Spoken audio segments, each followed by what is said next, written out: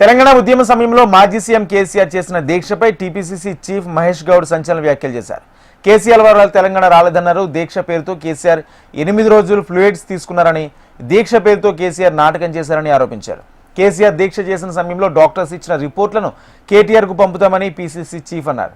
కేసీఆర్ దీక్షతో తెలంగాణకు వచ్చింది ఏంటని ప్రశ్నించారు. తెలంగాణ ఉద్యమంలో చనిపోయింది ఎస్టీ, ఎస్సీ, బీసీ బిడ్డలను తెలిపారు. కేసీఆర్ దీక్ష విరమిస్తే విద్యార్థుల పోరాటాన్ని కొనసాగించారని అప్పటి సంగతులను గుర్తు చేశారు. నేను రిపోర్ట్లన్నీ కూడా కేటీఆర్ కూడా పంపిస్తా ఉన్నా, చదువుకోండి. మీరు ఈ దీక్షలు చేసిన తీరుతెన్నులు, డాక్టర్స్ ఇచ్చిన రిపోర్ట్లు ఇవన్నీ కూడా మీకు కూడా పంపిస్తాం, చదువుకోండి. ఇంకా ఈ దీక్షా దివసులు ప్రజల్ని మభ్యపెట్టే కార్యక్రమాన్ని మానుకోండి.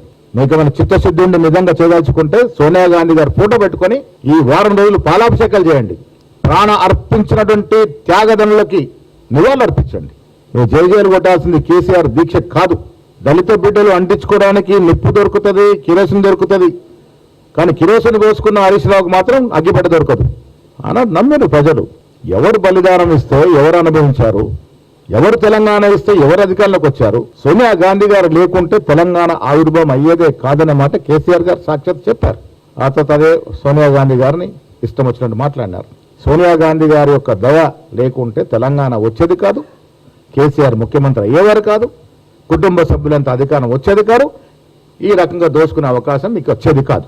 వేల కోట్ల రూపాయలు దోచుకొని తెలంగాణని అప్పుల పాలు చేశారు కాబట్టి మిమ్మల్ని ఇంటికి పంపినారు.